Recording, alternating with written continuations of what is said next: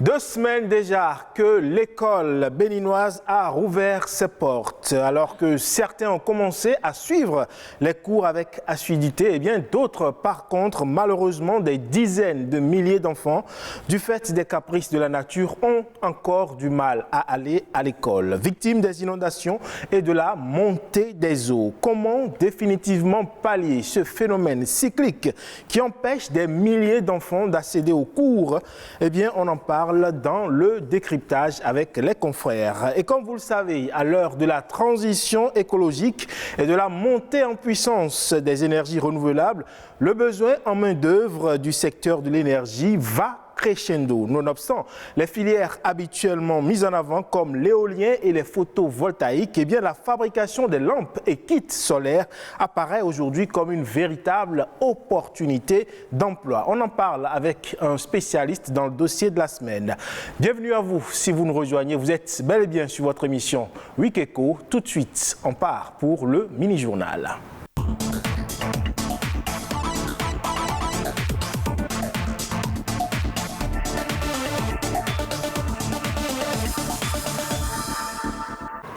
Bonjour à tous, bienvenue dans le mini-journal de ce dimanche sur Week Echo.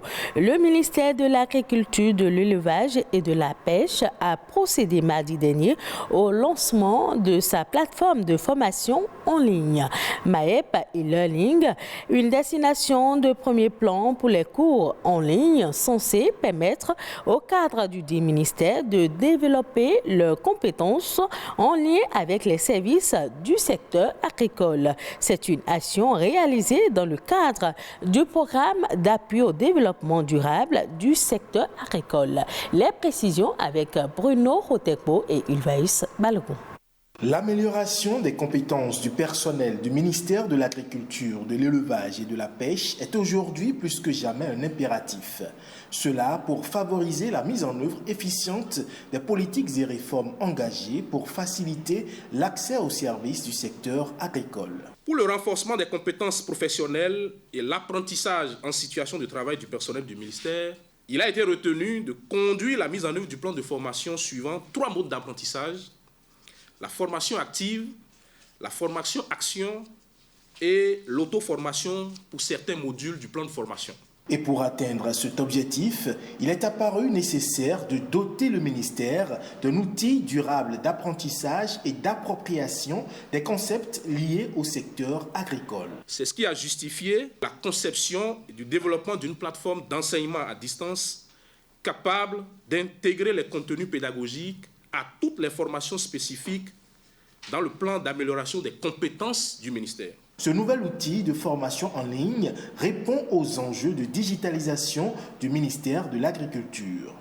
La formation en ligne permet d'accéder à un programme de formation et d'obtenir une attestation, un diplôme, sans pour autant quitter les activités au quotidien. Pour les salariés, se former en ligne, c'est la façon la plus confortable de se donner les moyens d'acquérir de nouvelles compétences. Au-delà de répondre aux besoins de professionnalisation du personnel et à la nécessité d'adaptation des compétences des agents, cette plateforme e-learning vise à améliorer la productivité au travail et par ricochet permettre d'assumer de nouvelles fonctions et modes d'intervention. Un événement qui focalise les acteurs de l'écosystème sanitaire du Bénin. La marche vers l'accréditation du laboratoire de parasitologie mycologie du CNHU Hubert Koutoukou Maga. Des experts certificateurs pour la phase opérationnelle du processus de certification ont fait le tour du propriétaire. Koudous Abdoulaye et Ramatou Lawani étaient aussi de la partie. Qualité et fiabilité reconnue à ce laboratoire de parasitologie mycologie du CNHU HKM. Le système ouest-africain d'accréditation a jugé recevable son dossier. L'accréditation ISO 1589 qui sera délivrée par SOAC est une accréditation qui est reconnue par l'ILAC. Et donc, le certificat qui sera délivré est un certificat qui sera reconnu au niveau international. La clé de l'international est à portée de main de ce laboratoire du plus grand hôpital du Bénin. Avant ce bout de tunnel, plusieurs exigences ont été satisfaites. Il nous fallait élaborer plus de 100 procédures opérationnelles standardisées. Il nous fallait définir des objectifs, c'est-à-dire offrir aux clients des résultats fiables, leur donner une entière satisfaction. Nous nous sommes également inscrits dans la formation continue du personnel. L'accréditation du laboratoire de parasitologie et mycologie du Centre national hospitalier et universitaire Hubert Koutoukou-Maga de Cotonou serait une première dans l'espace hospitalier public au Bénin. C'est pourquoi je voudrais souhaiter que vos travaux prévus pour les 26 et 27 septembre 2022 se déroulent dans les meilleures conditions possibles.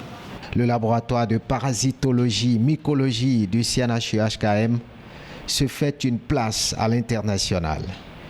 Il est compétent pour réaliser notamment des tâches spécifiques. Très souvent, l'âge adolescent est le plus compliqué dans l'éducation des enfants. Des crises de colère, de mauvais comportements, des enfants pas toujours obéissants. Et certains parents pensent à tort ou à raison qu'il faut user de la force pour redresser le cheval rebelle. Qu'en est-il réellement? Comment procéder pour assurer une meilleure éducation des enfants, surtout à cet âge? Quelle attitude adopter pour réussir ce passage obligatoire?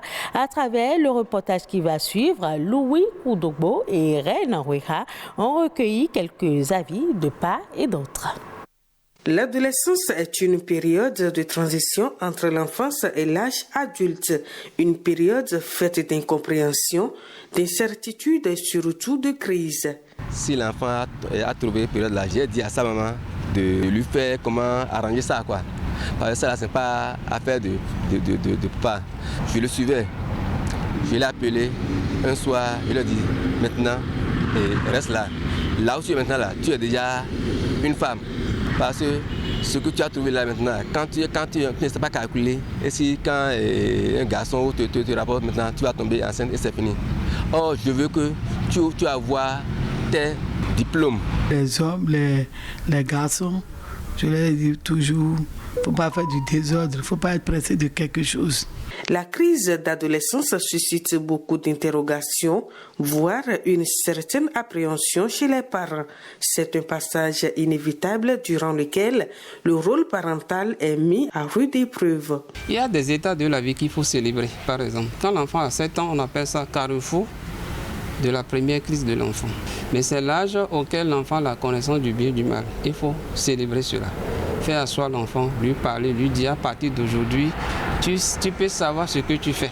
Surtout au niveau de la fille. Quand ça se manifeste surtout par l'apparition des menstrues. Il faut faire asseoir l'enfant, lui parler, surtout la maman, lui faire comprendre ce qu'il attend désormais dans la société. L'adolescence implique donc une modification de l'organisation du système familial.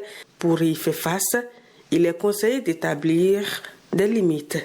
Il faut écouter les enfants, oser quand même accepter qu'il puisse y avoir dialogue entre parents et enfants. Ce n'est pas le dialogue que nous pouvons communiquer avec nos enfants. Que les parents puissent aussi apprendre à donner leur avis aux enfants sur des sujets donnés et accepter que l'enfant puisse donner aussi son avis. C'est très important. Il doit susciter au niveau de ces enfants la prise de conscience, d'accord, pour que sa puberté ne soit pas source de nuisance, non seulement pour la personne elle-même, et aussi que chaque parent puisse dire que mes enfants doivent être meilleurs que moi.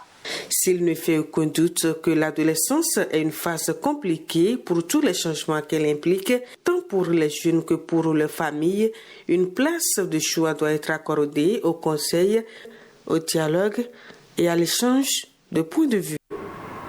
Ce sera tout pour le mini-journal de ce dimanche. Ne zappez surtout pas. Wikeko se poursuit avec Ilvaïs Balogun. Merci à vous, Nadège Omolade-Sani. Et sans plus tarder, on enchaîne avec la revue de presse économique. Marcel Betoro a parcouru les journaux.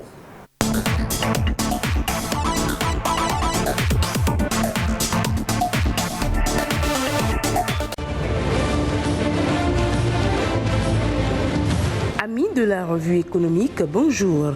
Démarrons ce condensé de l'actualité économique par l'annonce du passage à la valeur transactionnelle de certains produits de première nécessité. L'événement précis nous informe que dans une correspondance en date du 19 septembre 2022, le directeur général de la douane aurait informé la société Bénin Contrôle du passage à la valeur transactionnelle d'une vingtaine de produits. La Nouvelle Tribune vient renchérir l'information en titrant à la une de sa parution du 28 septembre « Nouveau prix pour 19 produits de première nécessité ». Selon le journal La Nation, il n'y aura pas augmentation des droits et tasses, encore moins la hausse des prix des denrées, rassure Alain Hinkati, directeur général des douanes, lors de sa dernière sortie médiatique. Il précise que le passage à la valeur transactionnelle ne se fera pas au détriment des usagers et de la politique de soutien aux ménages mise en place par le gouvernement. Restons toujours avec La Nation qui titre dans sa parution du 27 septembre 2022 « Amorce d'une révolution dans l'industrie textile ». La société de textile du Bénin STB a bénéficié d'un accord de prêt de montant de 10 milliards de francs CFA. Selon le quotidien, ce prêt va servir à l'implantation et l'exploitation d'une unité intégrée de transformation de fibres de coton en vêtements d'une capacité annuelle de 10 000 tonnes dans la zone industrielle de Glodjibé. Il ajoute que l'objectif visé par le projet est de promouvoir la transformation locale du coton béninois, de créer de la valeur ajoutée et surtout de créer des emplois. L'autre quotidien nous parle de la rentrée du secteur de l'énergie au Bénin. Les zones économiques de Ouida et Comé seront bientôt pourvues en électricité. Le journal nous informe que pour cette rentrée du secteur de l'énergie, le ministre Dona Jean Roussou est satisfait de l'avancée des travaux sur le terrain. Il parle du niveau d'exécution du chantier Gakpé qui est très acceptable. Mais par contre, le chantier de Comé traîne un peu pour des raisons liées aux intempéries. Selon le journal, des dispositions ont été prises pour relever les défis à ce niveau. L'information a été également relayée par la presse du jour qui titre « Stratégie vers 2 millions de clients à la SBEE ». Jean Donahoussou et Gérard Zagrognik constatent l'effectivité du projet. Merci d'avoir suivi cette revue économique. Wikeko se poursuit avec Ulvaeus Balogun. Je le disais à l'entame de cette émission, tous les apprenants n'ont pas pu démarrer les classes le 19 septembre dernier. Dans plusieurs communes, des écoliers attendent encore de faire leur entrée du fait des inondations et de la montée des eaux. C'est le décryptage.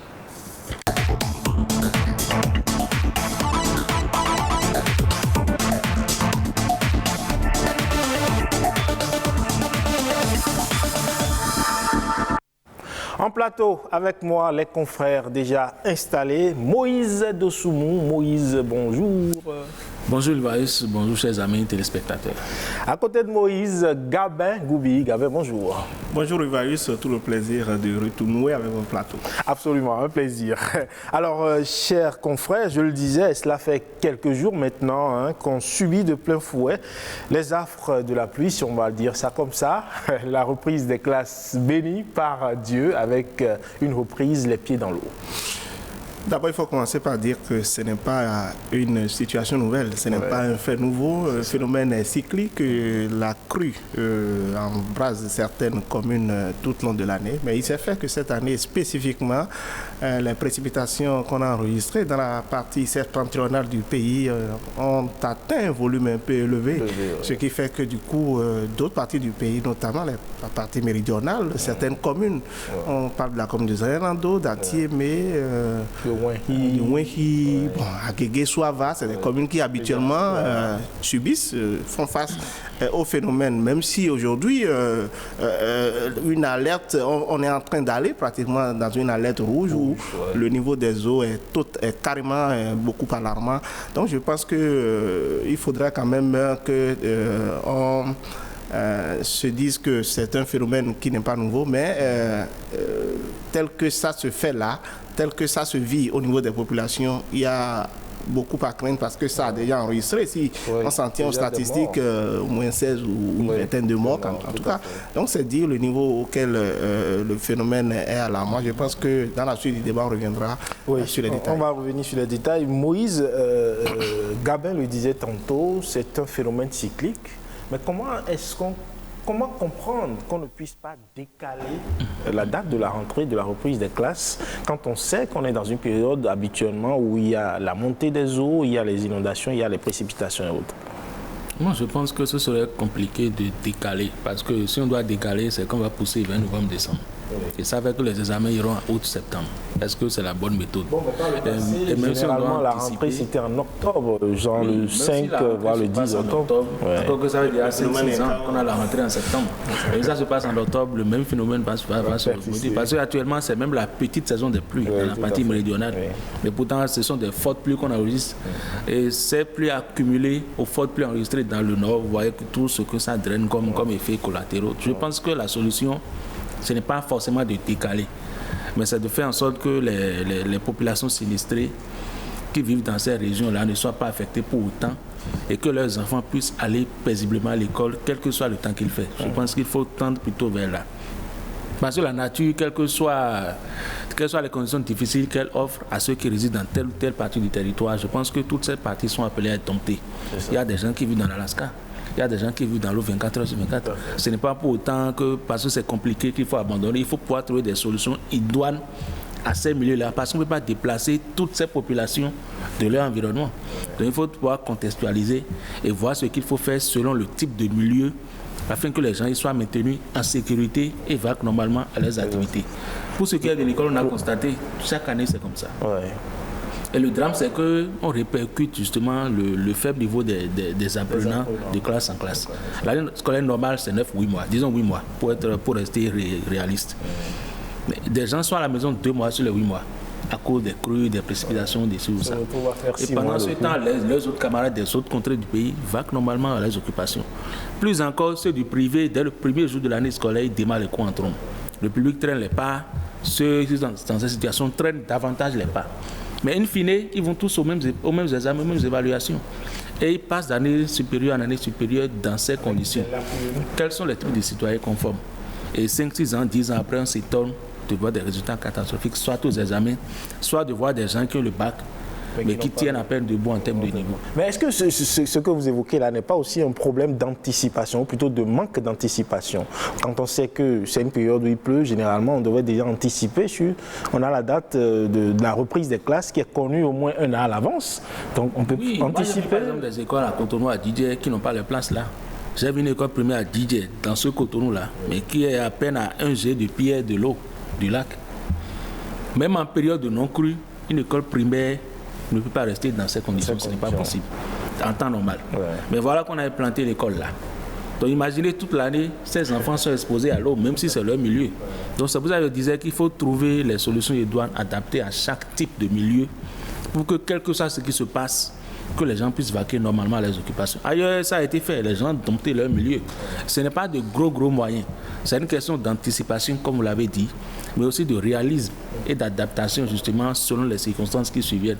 Mais chez nous, vous constatez qu'on est dans du rafistolage permanent, on essaie de gérer la petite semaine, on remet tout à Dieu, on laisse tout à la providence, alors que nous avons la solution pour agir, mais on se refuse de le faire et puis on croise les bras et puis d'année en année, les catastrophes se multiplient. Malheureusement. Alors Gabin, à y voir de plus près, est-ce que les gouvernements successifs qu'on a connus, parce que ce problème perdure, vous l'avez dit depuis longtemps, les gouvernements successifs qu'on a connus n'ont-ils pas ou ne faillent-ils pas, j'espère que c'est correct, ne faillent-ils pas à leur responsabilité du droit à l'éducation de tous les Béninois?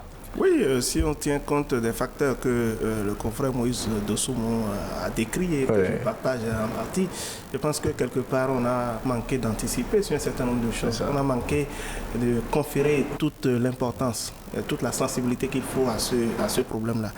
Aujourd'hui, on aurait pu éviter que construire des écoles qu'on a érigées il y a peut-être moins d'une dizaine d'années à côté de l'eau. C'est des choses qu'on pouvait prévoir, objectivement.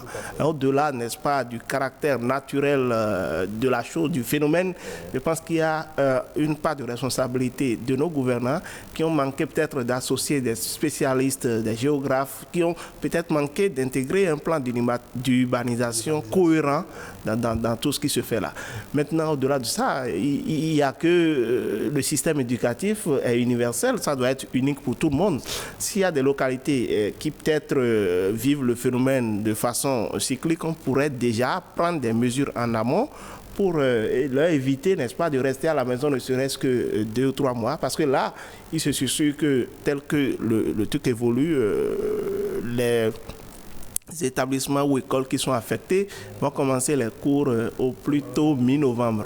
Vous voyez, il faudra décembre. Vous voyez, le retard qu'ils auraient accusé. 2-3 mois de retard. Qui suivent déjà normalement les cours, qui évoluent dans une situation normale d'éducation. Mais malheureusement, l'État n'a pas les moyens de décaler parce que l'UNESCO vous recommande d'avoir une certaine marge de cours. Et là encore, le problème se pose de savoir si ceux qui sont affectés par ce phénomène actuellement et qui ne suivent pas les cours ne sont pas lésés dans une certaine mesure. Absolument. Quelle chance ils ont par rapport à leurs pairs qui vont régulièrement à l'école par rapport à l'examen. Leurs chances sont forcément limitées. Donc, au-delà des décisions qu'on prend pour inviter les populations, encore que le phénomène, c'est vrai, ça affecte, on parle du cas de l'école, mais il y a encore d'autres paramètres qu'on néglige, qu'on ne prend pas en compte. Vous allez, par exemple, dans certaines localités, aujourd'hui, des gens ont dû quitter leur habitation pour aller squatter des zones où ils peuvent respirer. Il y a pratiquement des familles qui ont vu leur plantation, leur champ où ils ont planté un certain nombre de produits envahis par les eaux, qui n'ont plus d'activité aujourd'hui à faire et qui, c'est carrément la lettre rouge, comme on le dit. Et je pense qu'au-delà, n'est-ce pas, des conseils, des recommandations, des communiqués qu'on sort pour inviter les populations à respecter un certain nombre de dispositions, de mesures, il faudrait qu'on sente vraiment l'implication du gouvernement face à ce phénomène-là. S'il faut décréter peut-être des demandes de dons à l'endroit des institutions internationales pour aller au secours de ces habitations qui, franchement, n'ont plus de solution par rapport à ce problème-là, ce serait une très bonne chose. Mais la responsabilité de ces populations aussi, elle est engagée parce que quand vous savez que vous vivez dans un, c'est vrai, hein, on a un niveau de vie un peu faible, quand vous savez que vous vivez dans un endroit inondable, en temps normal, vous devez savoir que dans la période des pluies, il faut quitter ces endroits-là, il faut laisser la place à l'eau. Moi, c'est souvent la réflexion qu'on mène. Parfois, j'ai amené un ami à Gambier il y a cela quelques années, et lui, voyant les conditions dans lesquelles les gens vivent là, il dit, mais Calavi n'est pas loin d'ici, pourquoi est-ce qu'il préfère rester dans l'eau et rester... Vous savez, ils n'ont pas autre solution, c'est leur milieu. Ils ont grandi là, leurs parents y ont grandi, et Gambier, au-delà de sa particularité aujourd'hui, est un milieu où beaucoup se plaisent, beaucoup s'y plaisent, ils vivent. Le phénomène aujourd'hui, ce qu'on déplore aujourd'hui par rapport à ce phénomène-là, auquel certaines communes, certaines localités sont habituées, c'est le fait que le niveau des eaux s'est dangereusement accru au point de compliquer un peu un certain nombre. Même à Gambier, les gens, il y a beaucoup d'habitations qui sont délaissées pour le moment. Même des gens qui sont habitués au phénomène. Et si déjà ceux-là n'ont pas de solution par rapport à ça, qu'en est-il des autres localités où c'est venu comme une surprise, c'est venu à l'improviste et autres? Donc je pense qu'aujourd'hui, il ne s'agit pas de condamner outre mesure ces populations-là.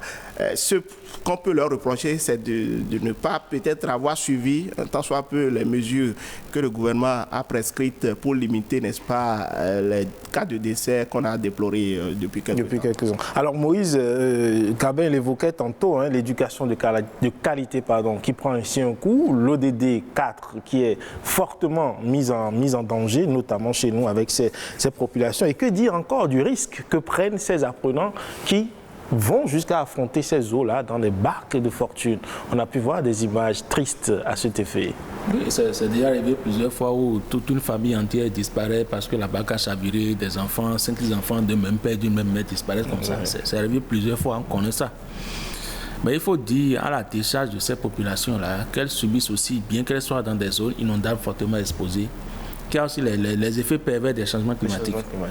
Parce que les cycles auxquels ces populations sont habituées, avec les effets qu'elles connaissaient, sont décuplés aujourd'hui. Il y a peut-être 20 ans, 30 ans, même en période de crue normale, je pense que les gens continuaient de rester dans leur milieu sereinement. Mais aujourd'hui, il y a plusieurs autres facteurs exogènes qui leur échappent et elles subissent les conséquences. Donc c'est un tout, je pense. Donc il faut analyser tous ces aspects-là et trouver la meilleure solution à ces personnes. Est-ce que pendant qu'on s'attend de plus en plus du fait des changements climatiques à davantage de situations catastrophiques, qu'il faut les extraire de ces zones, peut-être sur 2-3 mois, mais est-ce qu'il faut les y maintenir en renforçant les habitations? Ce sont des questions qu'il faut se poser. Est-ce qu'il faut aussi définir de nouvelles activités en lien avec le milieu en période de crue? Il faut aussi réfléchir dans ce sens. Est-ce que c'est toujours la pêche qui doit prévaloir? Est-ce que c'est toujours l'agriculture? Est-ce qu'il faut trouver une solution? Hier, je recevais un magazine sur une chaîne internationale. C'était en Birmanie, en Asie là-bas. Où quand il y a la crue chez eux, il n'y a plus de poissons dans les fleuves. Parce que les poissons vont totalement au fond et les filets n'y vont pas. Mais par contre, il y a les serpents qui viennent en surface. Donc qu'est-ce que les pêcheurs font? En période de crue, ils font la pêche aux serpents et en période normale, la pêche aux poissons. Et ça coule. Parce que c'est une viande qui est très consommée. Je ne dis pas chez eux. Je ne dis pas de faire par exemple, je ne sais pas comment ça se passe chez nous. Mais je me dis, même en période de crue, il doit y avoir des opportunités dans ces milieux qu'il faut aider les populations à déceler justement et à exploiter. Donc je disais que c'est un tout.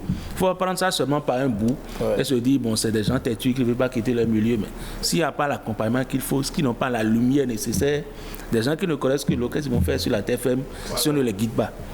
Moi, j'en connais qui ne sont pas à l'aise sur la terre ferme, qui ne sont à l'aise que sur l'eau, parce que c'est leur environnement. Mais vous et moi, on serait nés dans des zones lacustres, qu'on ne serait pas à l'aise sur la terre ferme. On ne peut pas leur en vouloir pour leur milieu, ce n'est pas de leur faute. Il faut pouvoir les aider, leur apporter la science nécessaire pour qu'en cas de difficulté, comme c'est le cas actuellement, ils puissent tenir bon, s'adapter et s'en sortir. Et parlons justement de la question de l'adaptation. Le gouvernement essaie de faire du mieux qu'il peut quand même. Les gouvernements essaient de faire du mieux qu'ils peuvent pour accompagner ces populations avec la NPC entre autres qui va soutenir, des organisations également internationales qui vont soutenir ces populations-là. Est-ce qu'il faut aller au-delà? Ces actions que vous citez sont les bienvenues, mais elles sont hélas ponctuelles, partielles. Et ça n'atteint pas le plus grand sur la durée. Il faut des actions beaucoup plus réfléchies, beaucoup plus concertées sur la durée, qui prennent en compte tous ces paramètres. Ce qu'on fait là, je ne dirais pas que c'est du saupoudrage, mais c'est de l'assistanat ponctuel. Vous êtes en difficulté, mais vous aidez juste pour vous soulager, après la vie continue. Dès que ça va mieux, ils retournent dans les mêmes travers. Alors qu'il faudrait faire en sorte qu'à l'avenir, pendant 5 ans, 10 ans, 20 ans, quel que soit ce qui arrivera, que ces populations ne puissent pas pour autant solliciter un coup de pouce avant de s'en sortir. C'est de ça qu'il est la question. Et je pense même, sans maîtriser les chiffres, qu'on dépense plus en faisant ces trucs ponctuels qu'en réfléchissant sur des programmes vraiment prospectifs sur une longue durée. Et là, je pense que progressivement, on peut aller plus loin, quoi. Bon, il faut saluer déjà ce qui se fait par le gouvernement. C'est vrai que à la décharge du gouvernement, comme on peut dire, on n'a pas peut-être prévu en fonction des changements climatiques et autres ce qui se fait. Je ne dis pas forcément que c'est une solution partielle ou cosmétique que le gouvernement a apporté au problème, mais il faut qu'on renforce ce qui est fait là. Je pense qu'il ne suffit pas de rester à Cotonou, de rester dans les bureaux pour sortir, comme je l'ai dit tantôt. Il faut aller sur le terrain pour voir. Franchement, des gens vivent des situations pénibles. Je sais même, l'eau, moi j'ai peut-être une taille d'1 mètre 70. Dans des localités, je ne peux même pas. C'est-à-dire que l'eau m'a totalement englouti. Oui, tout à fait. On voit ces images-là. C'est vrai que parfois, on se demande, mais qu'est-ce qu'il y a réellement? Donc, le gouvernement a peut-être fait ses prévisions en fonction de du phénomène qu'on a toujours vécu, mais il faut reconnaître que ce qui est en train d'être vécu là, c'est approximativement depuis 2010. Qu'on a vécu ça. Donc, forcément, il faudrait faire un peu plus d'efforts et je suis tout à fait d'accord avec Moïse pour qu'on réfléchisse. Bon, le gouvernement est en train de trouver une parade pour le cas de Cotonou avec l'APC, le programme d'assainissement pluvial de Cotonou, mais il faudrait que dans ces régions-là aussi, on trouve la parade, quoi que ce soit un phénomène naturel, et pour éviter aux populations, n'est-ce pas, de subir les affres, les effets collatéraux de ce phénomène-là qui, franchement, vraiment n'est pas une bonne chose. N'est pas une bonne chose. Et on revient aux apprenants, justement. On a parlé brièvement de ce rythme auquel les apprenants sont confrontés. Ceux qui sont en retard vont se retrouver à un rythme de rattrapage accéléré à partir de janvier. Et forcément, des lacunes. Ils vont traîner des lacunes. Et les examens, vous l'avez dit Moïse, les examens de fin d'année vont connaître des taux de plus en plus bas, malheureusement, en fonction du niveau qui baisse, des examens qui souffrent, alors que l'éducation, normalement, c'est un droit fondamental. Absolument, je le disais tantôt, l'éducation doit être universelle, c'est le même programme qui est dispensé dans tous les établissements qui sont sur l'étendue du territoire national. Les élèves sont évalués, les candidats aux examens sont évalués en fonction de ce qui est dispensé. On ne verra pas, eh bien, tel établissement n'a pas abordé tel chapitre avant de composer les épreuves. Donc malheureusement, c'est un peu ça, les réalités qu'on doit vivre. Il faut offrir les mêmes chances aux candidats. Les mêmes chances aux candidats. Quand on dit aujourd'hui que les étudiants ou les élèves qui ont fait le CEG à Thiémé 1, par exemple, n'ont pas les mêmes chances que ceux qui sont à Cotonou, alors que les enseignants subissent la même formation, ils ont passé le même concours, quelque part, il y a discrimination positive. Et derrière, ce sont les directeurs qui en souffrent parce qu'ils ont une feuille de route à respecter. Les directeurs en souffrent, mais qu'est-ce qu'ils peuvent? Ce sont des gens qu'il faut plaindre même, parce que qu'est-ce qu'ils peuvent? Ils ne peuvent pas accomplir de miracle. Vous voyez, même en temps normal, notre école a de sérieux problèmes. On n'a pas assez de salles de classe, on a des bâtiments vieux, croulants, on a des bâtiments exposés. On a des effectifs pléthoriques parfois. Des enfants qui s'enseignent à même le sol. Quand tout va bien déjà, on assiste à ça. Il y a même des classes volantes encore aujourd'hui, ou bien des classes couplées parce qu'il n'y a pas assez d'enseignants. Ça, c'est quand tout va bien. Ajoutez à cette situation. Voilà ce que ça donne. C'est vrai qu'il faut aller vers les ODD, les atteindre, d'accord. Mais c'est encore un tout. On a vraiment du chemin parce qu'il ne faudrait pas juste saupoudrer les choses et dire qu'on a atteint pour le plaisir d'atteindre. Il faut vraiment s'assurer que l'école vraiment se porte de mieux en mieux.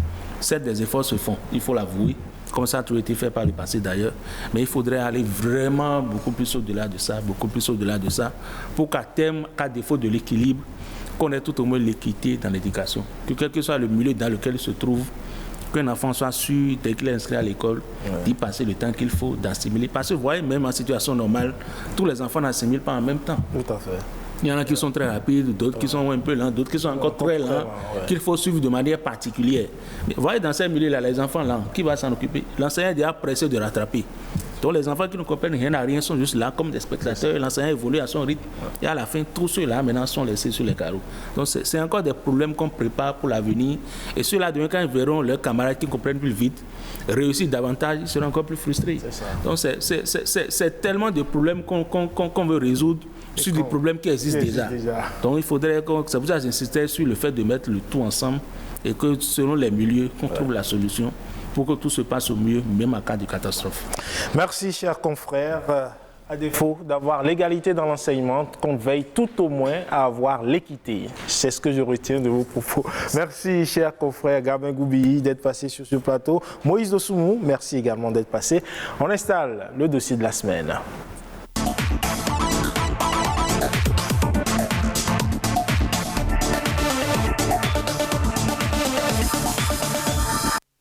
On parle à présent du secteur des énergies renouvelables qui est une excellente source d'emploi avec un total de 2,3 millions d'emplois verts créés ces dernières années sur l'ensemble du secteur. Quelles sont ces opportunités d'emploi? On en parle après cet élément. Comme de nombreux pays d'Afrique subsaharienne, le Bénin est aujourd'hui confronté à la question de l'autonomie énergétique. Selon les statistiques nationales, le taux d'accès à l'électricité est de 53,9% en milieu urbain contre environ 10% en milieu rural. Des chiffres qui accentuent les disparités entre zones urbaines et rurales. Un défi que vient relever cette unité de fabrication de lampes et kits solaires. Ici, une vingtaine de jeunes s'activent dans l'assemblage et la fabrication de lampes fonctionnant à l'énergie solaire. Le processus de fabrication de nos lampes commence d'abord par le choix de la matière première dans le magasin. Une fois que le choix est fait, nous l'amenons à l'atelier pour faire la répartition à nos différents postes de travail, à savoir le poste de soudure, le poste de pliage Et une fois que les 2 postes ont fini leur travail, le matériel réalisé est envoyé au poste d'assemblage de la lampe. Maintenant, au poste d'assemblage de la lampe, une fois que la lampe est assemblée, elle est envoyée à la traçabilité pour l'inscription du code d'identification unique de la lampe. Une fois c'est fini là, on l'envoie maintenant au poste de conditionnement pour que la lampe soit conditionnée. C'est la première unité d'assemblage de lampes et kits solaires domestiques au Bénin. Elle produit environ 250 lampes par jour. Une solution de proximité, mais aussi une opportunité d'emploi pour de nombreux jeunes. Tout ce qu'on fait, c'est sur un transfert de compétences à 100%. Il n'y a pas de compétences partielles, il n'y a pas d'étention d'une portion de compétences quelque part qu'il faut faire en France et envoyer au Bénin. C'est comme ça que nous avons recruté rien que des jeunes béninois qui n'étaient même pas du secteur, qu'on a formés aujourd'hui, qui sont devenus quand même de grands techniciens dans ce secteur, qui sont en mesure de fabriquer n'importe quel type de kit solaire. Aujourd'hui, il suffit qu'ils aient les composants, ils sont en mesure de le faire. Soudeur électronique, transformateur de métaux ou plieur, assembleur, contrôleur qualité, autant d'opportunités d'emploi dans cette chaîne de fabrication. Et voilà, énergie renouvelable, des perspectives d'emploi prometteuses. On en parle avec un invité. Notre invité, il est un acteur du secteur des énergies renouvelables et surtout créateur d'emplois dans le dit secteur. Espérance Ouessou, bonjour. Bonjour monsieur. Merci d'être avec nous. Merci. Et pour conduire cet entretien avec moi ce matin, Amandine Aniawosou, bonjour. Bonjour à vous, Yvaïs Balogo, monsieur Espérance Ouessou, bonjour. Bonjour Nadine. Et dites-nous, pourquoi travailler dans les énergies renouvelables? Aujourd'hui, les énergies renouvelables, c'est une opportunité qui s'offre à nous, qui s'impose d'ailleurs à nous, parce que c'est le seul moyen. Aujourd'hui, les énergies renouvelables constituent les seules sources possibles de régler 2 problèmes majeurs auxquels le monde est confronté actuellement. Nous avons la crise énergétique qui se pointe à l'horizon, qui sera le résultat de la crise du pétrole et du gaz que nous connaissons aujourd'hui. Et nous avons surtout, je pense que le problème de tout ce qui est changement climatique aujourd'hui nous amène vers tout ce qu'on appelle les énergies vertes, donc les énergies renouvelables. Et quand on parle d'énergie renouvelable, qu'est-ce qu'on met exactement dedans? Les énergies renouvelables aujourd'hui, beaucoup pensent uniquement au solaire, voilà. Mais ce n'est pas que le solaire, c'est beaucoup de choses. Ça va au-delà du solaire. On a l'éolien, c'est-à-dire l'énergie que nous tirons à partir du vent. Nous avons le biomasse, l'énergie que nous pourrons tirer des déchets que nous produisons d'ailleurs. Oui. Nous avons encore l'hydro, l'énergie que nous pourrons tirer des affres de l'eau. Vous imaginez que même l'eau, avec ses caprices, peut nous permettre de régler d'autres problèmes. Oui, c'est caprice dont on vient de parler. Et quels sont alors les métiers qu'offre le secteur des énergies renouvelables aujourd'hui? Aujourd'hui, dans ce secteur, nous avons la possibilité de faire beaucoup de choses. Un jeune qui rentre dans ce secteur aujourd'hui a la possibilité de faire carrément ses études dans ce secteur et devenir un expert dans le domaine, c'est-à-dire quelqu'un qui peut être un développeur, un penseur, un chercheur dans ce secteur. C'est quelqu'un qui a fait les études dans le solaire, dans le secteur des énergies renouvelables, pour être plus large. Dans le même temps, c'est un secteur qui a cette particularité où même quelqu'un qui n'a pas mis pied à l'école peut devenir quand même un spécialiste du secteur. C'est-à-dire quoi dans ce cas? Il embrasse juste des formations diplômantes ou bien il s'inscrit juste dans des stages au niveau des entreprises spécialisées dans le secteur et il veut quand même sortir avec, par exemple, la qualification d'être un installateur ou bien d'être un réparateur. Peu importe, ça dépend de là où on se positionne. Est-ce qu'on peut dire aujourd'hui que c'est un secteur qui est en plein essor? Ah oui, les énergies renouvelables, si vous regardez même un peu le Bénin, depuis quelques années, même en plein cœur de Cotonou, on passe beaucoup à des lampadaires solaires. Même dans les maisons, vous voyez beaucoup de gens qui mettent des plaques solaires sur leur toit. On voit des trucs un peu comme des hélices façon, c'est pour l'éolien. En réalité, on voit tout au moins le commun du mortel voit facilement ces 2 types d'énergie et se dit, mais qu'est-ce qui se passe? Il y a de cela encore, il y a encore de cela 10 ans, madame, on n'a pas véritablement, on n'a pas cette visibilité du secteur. Mais aujourd'hui, quand je vais au-delà de ce qu'on peut observer chez les particuliers, vous constatez aisément que l'État a aujourd'hui de très gros projets dans le secteur. Et récemment à Koubé, il le fait. Il le fait, c'est un cas. C'est un cas que nous venons de voir. Je pense que les semaines à venir, vous serez tenté de faire plusieurs reportages liés à ces gens de trucs parce que il y a MCA Bénin 2 avec l'appui du gouvernement béninois qui a sorti beaucoup de milliards sur les énergies renouvelables, précisément le solaire, ce qui est plus maîtrisé pour nous aujourd'hui que les autres types d'énergie renouvelable. Et il y a beaucoup de choses qui se font dans ce secteur. Donc si tous ces projets sont mis en œuvre, on va signer la fin du délestage au Bénin. Déjà la fin du délestage, je pense c'est juste pour dire qu'il n'y aura plus assez de coupures d'énergie. Non, c'est pour vous, j'allais même dans le même sens que vous. Le délestage, en réalité, si on veut se dire la vérité, ça fait quand même, ça a pris du gros recul, pour ne pas dire ça totalement disparaître. Mais il y a toujours des facteurs qui amènent des coupures d'électricité. Ça, c'est quand je suis sur l'énergie conventionnelle. Mais ce que apportent effectivement les énergies renouvelables, en particulier le solaire, c'est pour régler encore ce problème. Parce que vous voyez, quelqu'un, même si ayant l'énergie conventionnelle a son petit système solaire à la maison, quand il a coupure, au moins le basique qui est l'éclairage, il dispose de ça. Donc, vous voyez. Mais on a l'impression que quand on prend par exemple l'énergie solaire spécifiquement, ça coûte un peu cher, le matériel, le dispositif et tout. Donc quand les gens commencent à dépenser, on se dit bon, il vaut mieux prendre le conventionnel. Merci, c'est un très bon constat. Et acteur du domaine que je suis, je ne peux pas vous dire ça coûte moins cher. Mais il y a un gros mais. C'est qu'on ne fait pas ce qu'on appelle le retour sur l'investissement, c'est-à-dire l'exploitation, qu'est-ce que ça me donne à la fin. Et à côté de ça, ça dépend de la situation, de votre situation géographique pour une demande de compteur. Je vous donne un exemple très simple. Vous êtes à 1 kilomètre du réseau conventionnel de la SBE, on vous demande et vous demandez le compteur. Vous savez combien ça peut vous coûter? Vous allez franchir là-bas du million. Oui, parce qu'on va vous dire, on va vous faire l'extension et comme la SB n'a pas encore prévu faire l'extension, c'est à vous de payer l'extension, quitte à ce que les riverains après vont vous rembourser. Bon, il y a tout un tas de paramètres qui s'annoncent. C'est un parcours de combattant qui s'annonce à vous dans ce cas. Et de la même façon, quand vous avez un système domestique que vous voulez installer, quand vous allez vous retrouver dans un type cas précis, comme ce qu'on vient de décrire, vous allez vous rendre compte facilement que, en réalité, ce que je vais faire comme l'investissement d'un coup n'est pas si grand que ça. Ce que j'ai investi pour le solaire n'est pas énorme que ça, parce que c'est quand on se positionne dans les milieux où le poteau électrique de la SB passe juste devant ma maison, ça me fait simplement demande de compteur, frais d'abonnement, tel montant.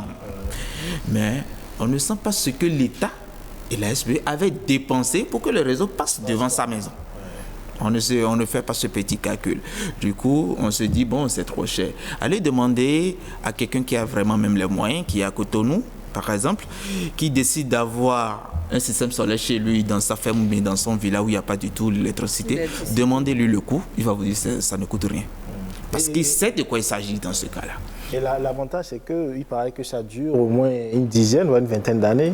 Oui, le solaire, dans sa globalité, vous avez des équipements dedans. Quand on prend le cas du solaire, même si on va focaliser un peu nos... Oui, c'est ce qui est à la vogue, c'est ce qui est répandu, c'est ce que tout le monde connaît d'ailleurs.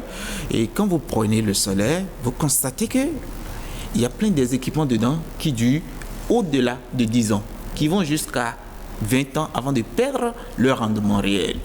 Mais dans le même temps, il faut qu'on garde ce langage de vérité pour nos citoyens. Dans le même temps, il y a des équipements dedans qui, aujourd'hui, les meilleurs sur le marché commercial ont une durée de vie autour de 5 ans quand on fait bon usage. Ça, c'est surtout les accumulateurs qu'on a dans nos systèmes solaires. Ces accumulateurs, quand vous investissez aujourd'hui pour votre système, prévoyez les remplacer au bout de 4 ans, 5 ans ou 6 ans quand vous en faites bon usage. Il ne suffit pas de l'installer, d'aller se coucher, dire bon, j'ai tout, c'est fini. Oui, beaucoup de nos citoyens commettent cette erreur. On pense qu'on a dit le soleil est gratuit, le soleil est gratuit. Nous en disposons. C'est un gisement inouï que l'Afrique a et à revendre au monde entier. Ça, ce n'est plus à démontrer. Mais l'énergie solaire n'est pas gratuite. Il faut payer des équipements pour l'avoir, pour transformer ce gisement dont nous avons gratuitement en quelque chose maintenant exploitable qui participe maintenant au bien-être de la population. Vous avez dit tout à l'heure qu'on n'a pas besoin d'étudier pour se lancer dans les énergies renouvelables, mais ce qui est souvent souhaité, c'est d'avoir au moins les bases. Donc il faut apprendre ce qu'on veut faire. Vous savez pourquoi votre question me fait rire? Oui. Moi, j'étais d'une société qui est dans le secteur des énergies, la Gazelle, plus précisément la Gazelle Bénin. J'ai étudié les énergies, c'est une particularité, mais c'est une ambition personnelle pour moi d'étudier les énergies et d'exercer dans ce secteur. Mais ce que je voulais dire, je suis après tout un entrepreneur aujourd'hui responsable d'une société qui fabrique des kits solaires au Bénin ici. Précisément, c'est situé à Porto-Novo. Vous savez quelque chose? Pourquoi votre question me faisait rire tout à l'heure? Ce qui me fait mon agent d'entretien qui n'a pas mis pied à l'école, la lampe solaire qu'elle utilise chez elle, elle l'a fabriquée elle-même. Elle n'a pas mis les pieds à l'école. Elle n'a pas mis les pieds à l'école. Mais elle a fabriqué sa propre lampe solaire. C'est pour vous dire quoi? Mais elle avait fait quelque part ou bien? Oui, évitons de mystifier ce secteur et c'est un truc très simple. Aujourd'hui, c'est d'ailleurs ce dont le Bénin a réellement besoin, c'est de pouvoir amener des gens à se faire former, même sans être du secteur. Quel que soit le secteur aujourd'hui, ce n'est pas les énergies solaires. Mais je n'avais pas encore posé ma question. Ma question, c'était de savoir s'il y a des écoles de formation dans le domaine au Bénin. Si, il y en a. C'était ça ma question. Il y en a de type public et de type privé. Si je décide de me lancer, voilà, je n'ai pas la passion pour ça, mais je vois faire, et ça me plaît de me lancer dedans. Est-ce que si je veux aller me faire former, il y a des endroits pour me faire former et avoir la base nécessaire pour me lancer dans le secteur des énergies renouvelables? Il y a au Bénin des endroits pour se faire former. Des écoles classiques, et si j'ai pris l'exemple là, c'est pour vous dire, parfois les écoles classiques, quelqu'un qui va faire, qui a envie de faire, a des limites pour ça. Parce que il faut avouer, l'énergie, c'est un peu basé sur la physique et la mathématique. On est là à faire des intégrations à un niveau. Et pour, ça, c'est beaucoup plus la théorie. Et ce dont on a besoin aujourd'hui, on a besoin des deux.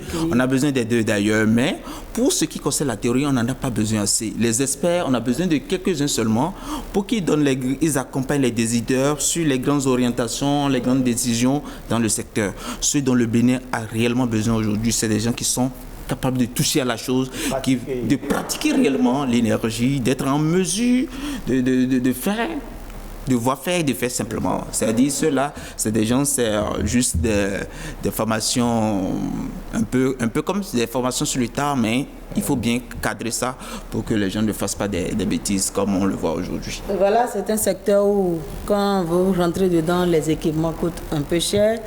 Même la formation, je pense que ce n'est pas donné à tout le monde. Est-ce que si je finis tout ça là, c'est bien rémunéré? Est-ce que ça nourrit son homme? Vous voulez me demander si je suis à l'aise en faisant ça? Si je gagne bien ma vie, bon, je ne sais pas si je gagne bien ma vie, mais je ne gagne pas mal ma vie. Et aussi, je pense que tout ce que j'ai aujourd'hui comme collaborateur aussi, ils ne vont pas me dire qu'ils gagnent mal leur vie. Mais la rémunération, avant tout, il faut qu'on se dise une vérité. Quel que soit le secteur, c'est une question, c'est lié au résultat de votre compétence. Si vous exercez déjà quelque chose, il faudrait que les gens arrêtent de penser qu'en sortant simplement de sa maison, on ira gagner 1 million, on ira gagner 2 millions, on ira gagner 100 000 le mois. Non, arrêtons ça. C'est que la rémunération, en réalité, c'est lié à ce que je fais déjà. Maintenant, ça, il faut qu'on couple ça à la compétence. La qualité de ce que vous faites, vous permet de vous vendre plus cher. Je parie qu'avec vos compétences, vous ne coûtez plus à l'OETB les mêmes montants qu'au départ, quand vous étiez peut-être stagiaire et autres. Donc aujourd'hui, il faut qu'on rime rémunération avec les compétences et les capacités. Quand vous êtes déjà à l'œuvre, quand vous faites déjà quelque chose. Et je vous assure que ceux qui sont dedans, et qui sont très bons, c'est des gens qui gagnent très bien leur vie. Qui gagnent des millions. Je ne sais pas, mais c'est des gens qui gagnent très bien leur vie.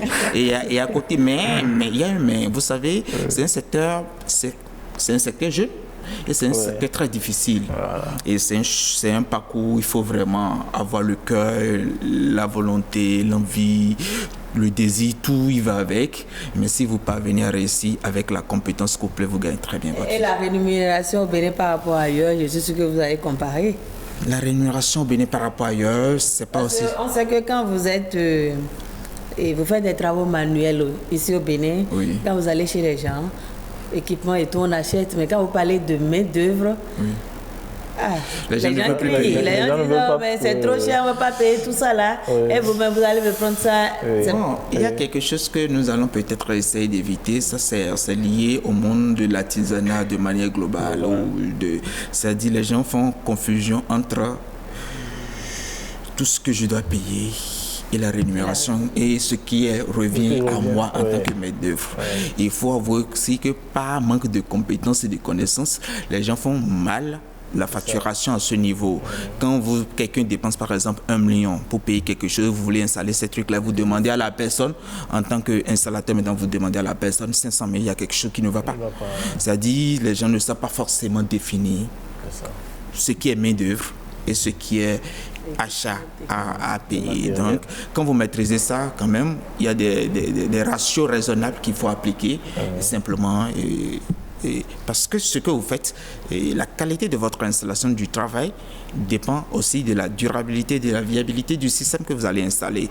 Donc, il faudrait aussi que les clients sachent que ce n'est pas à 0 francs, parce que l'installateur devient alors responsable de tout votre système. Parce qu'après, il faut que l'installateur revienne de temps à autre vérifier le suivi du matériel, l'entretien. Exactement. C'est important. Quand il inclut tout ça là dans sa main d'œuvre pour vous, taper les mains et accepter facilement. Aujourd'hui, qu'est-ce qu'un Béninois gagne en installant un solaire chez lui? Un système solaire chez lui, il gagne au moins en termes de réduction du taux de carbone, d'émission du taux de carbone. Il participe déjà à la préservation de l'environnement. Il a la continuité du service énergétique chez lui. Et je pense que c'est déjà très important quand vous avez ces trucs-là à portée de main. Parlez-nous un peu de vous. Qu'est-ce qui vous a poussé à vous lancer dans ce secteur? Dans ce secteur, quand je prends moi Espérance Ressources, c'est à la base une passion pour la science. Et quand j'ai vu que la science, on peut se spécialiser un peu plus, je me suis orienté vers l'énergie et j'ai choisi de faire l'énergie. Et à la fin, je suis revenu encore exercer dans ce secteur. Et ce que je fais aujourd'hui a vu le jour grâce à l'appui de MCA. Donc, si j'ai pu vite concrétiser mes rêves, c'est grâce à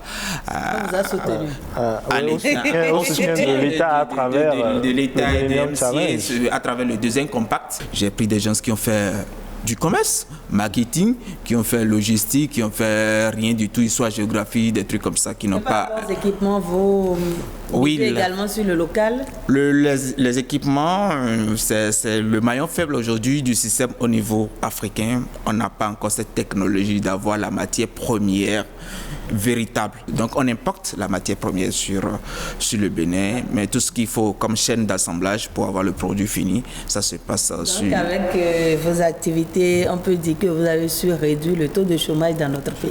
Oui, aujourd'hui, avec modestie, malgré juste... Vous employez combien de personnes déjà? C'est ça que je voulais dire. On est déjà à près d'une vingtaine d'employés. Une vingtaine d'employés. Oui, avec au moins 14 emplois stables. 14 emplois stables. Et les autres, c'est de l'emploi occasionnel. Quand on est en forte production, on sollicite des gens qu'on avait déjà formés à l'usine. On leur accorde des contrats de travail peut-être de 2 mois ou de 3 mois pour appuyer l'équipe. Ok, si aujourd'hui on vous demande de bien parler des énergies renouvelables pour que tous les Béninois puissent adopter, qu'est-ce que vous allez dire? Je pense que ça va s'imposer à nous. Les années à venir, à cause de la transition énergétique, on va voir que le gouvernement va prendre le devant de cette affaire pour nous amener à véritablement utiliser cette énergie.